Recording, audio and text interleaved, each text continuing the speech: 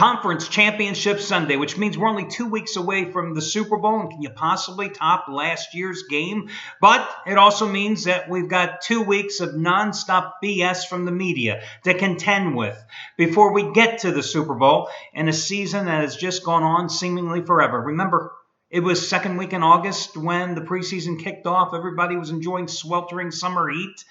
Regular season kicking off second week of September. Here we are, Conference Championship Sunday, and half the country is digging out from a blizzard. Guys, I've got a free selection on the New England-Denver contest. I'm going to break it down for you totally. I think the best bet on today's card is actually the Arizona-Carolina total. But I will give you my thoughts on that game sidewise as well. Plus, there's lots of college basketball today. And even though I did take the collar with my college basketball free selections yesterday, I'm going to dip my toes back into that well and give you complimentary plays on a Missouri Valley Conference clash between Evansville and Indiana State. And also take a look at the game in the Pac-12 between Washington and Utah in Seattle. That's all coming up in just a moment. Half-price play of the day. Today, once more, Trace Adams, who is going for a 7th consecutive winning day and number 20 out of 26 overall. He has made $1 bettors over 47 grand the past 103 days. 47 grand over 5.5 months almost.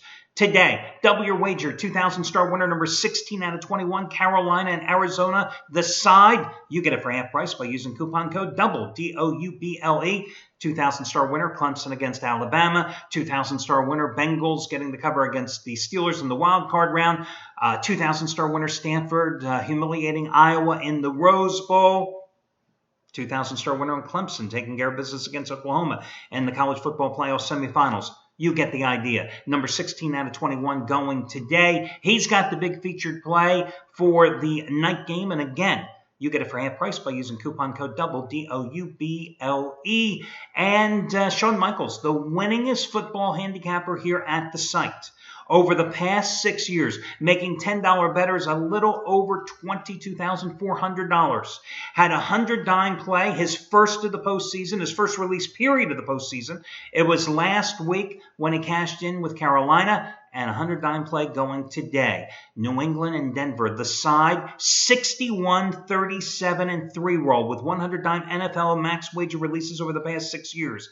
80-53 NFL run in that span as well. You save $55 again by using coupon code Sean, S-E-A-N. A little heads up for you. Craig Davis, however, who's seeking a 7th straight 100-dime winner, in addition to winning day number 20 out of 24, is on the opposite side of Sean in this game. And I don't tell you that to confuse you. I tell you that because if you happen to be in a long-term package with Craig Davis, you don't have to buy Sean's play. You automatically know who the other one is. But it'll be interesting to see which one bears fruit today. Okay, guys, let's get to your complimentary plays here. First of all, New England and Denver.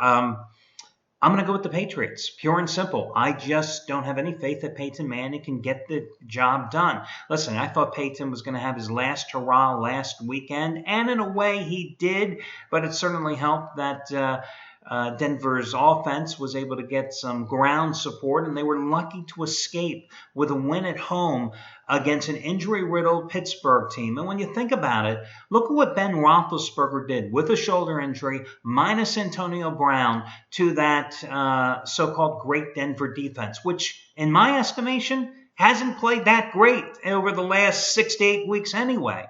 And that was a home game. You got Tom Brady coming in here with his full arsenal once again back. Julian Edelman came back last week. You saw what he did against a pretty damn good Kansas City defense, right? With the 10 catches. And you had to have Danny Amendola back. Neither one of those guys played, when Denver rallied for the overtime victory in the first meeting, which was the first loss after a 10-0 start for New England. Those guys didn't play. And you remember that Rob Gronkowski went out with what they first thought was a severe knee injury, but it just later turned out to be a bad bruise. Yes, he's needed some follow-up therapy and needed an injection last week for that game. Did it look like it really hurt him, though, against Kansas City last week with the big game he had, as well as Brady targeted his big tight end 10 times and he completed 6 passes for 88 yards and 1 touchdown? So you got Edelman. You got Amendola. You got Gronkowski. Okay, you don't have a running game. Doesn't matter because the Patriots didn't run the ball while LeGarrette Blount was in the lineup in the first go-round at Denver, and yet twice they had 2 touchdown leads in that game before faltering.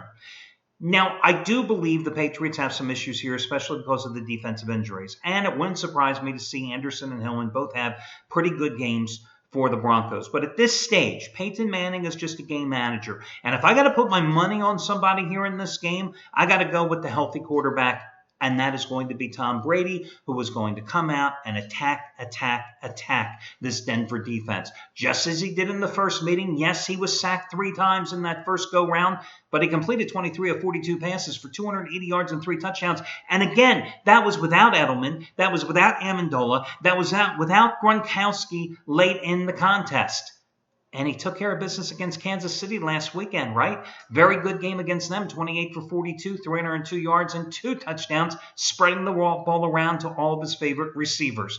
So I'm going to go with New England. Naturally, the line is 3. You know my philosophy. If that line is between 3 and 4.5, guys, I'm buying down the half point, and that's exactly what I would encourage you to do with the Patriots. Now, briefly, let me touch on the Carolina-Arizona game. Listen, guys, I lean toward Carolina in this contest, and I used Carolina as a best bet last week.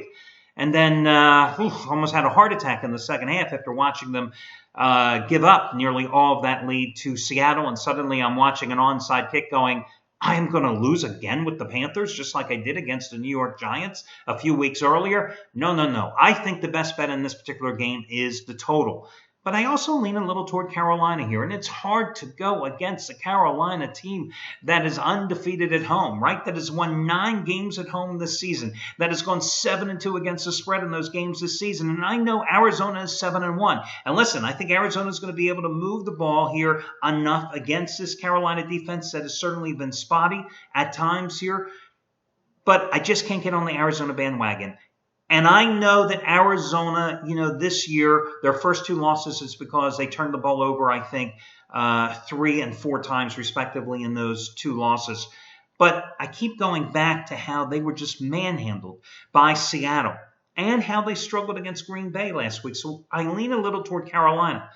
But, boy, I just don't know how Carolina is going to be able to defend Larry Fitzgerald and everybody else, and John Brown, etc.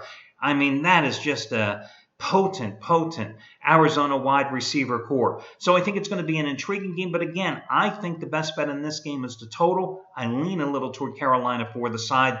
But of the 2 games here in terms of the side selections, New England would be my best bet. And that's why I'm giving it to you as the free selection today. Because as I jokingly like to say, it's the best of the worst. Meaning it's the plays, the complementary plays here, are the ones that you're getting that for one reason or another are just slightly flawed. And that's why I relegate them to free pick status. But then again, even though I went 0-3 with my complementary plays yesterday, I'm still 196 wins, 161 losses, and 5 pushes over the past 193 days with these plays I'm giving away to you for free on the video report. That's not too shabby. 35 games over 500 with the plays I'm giving away. Let's look in college basketball here today. There's a couple of intriguing games. One of them is on the late night card. Nobody's going to be interested in the game probably because you're going to be watching the Panthers and the Cardinals. But listen, the Washington Huskies are now up to a 3.5 to 4 point favorite. The overnight line was 2.5 at home against Utah. And there's some obvious reasons why. Because Washington, could it be deja vu all over again? Last year, they were off to a 14-4 start. And then they lost 11 of their next 13, including 7 straight, starting with a 77-56 loss in Utah to the Utes. Well, this year, guess who's leading the Pac-12? 13-5 overall record, 5-1 straight up and against the spread in conference action. It's the Washington Huskies. And who are they playing? Well, they're playing Utah again, but this time they are hosting the Utes in Seattle.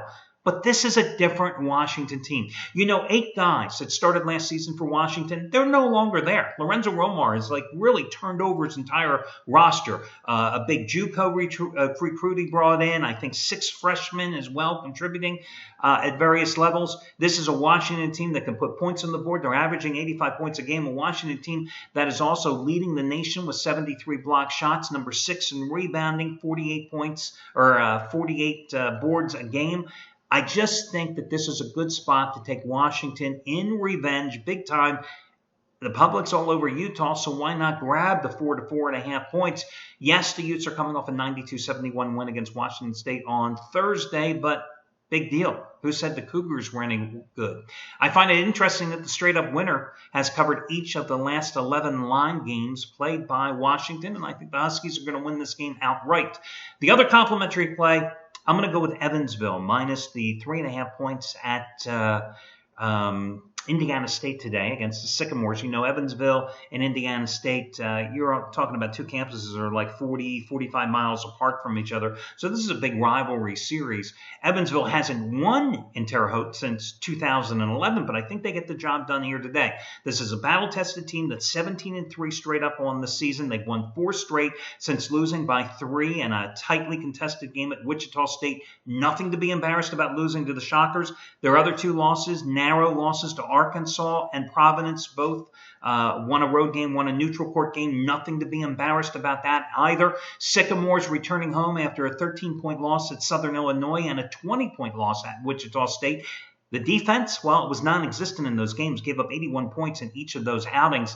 Evansville, very good shooting team, top 5 in the nation, hitting 52.4% of its shots, averaging 75 points on the road. And I bring that up because their road-home split, it's not much. At home, they're averaging 79 points. On the road, just 4 points less. They have a big guy in the middle who I couldn't even come close to pronouncing his name. I will tell you the 6'10 senior, though, he has 16 double games so far this season. I think they will control the paint. They will control the boards, while Indiana State is a more perimeter guard-oriented attack. I just think this is a good spot to take Evansville. Of the 2 college basketball plays, I do like Evansville a little more than Washington, but I do like them both. Once again, in order, it would be the New England Patriots, and I'm buying down the half points, then Evansville, and then the Washington Huskies for your complimentary plays. For Sunday, that'll do it, guys. Best of luck to you all, and I'll catch you again tomorrow when we do this one more time.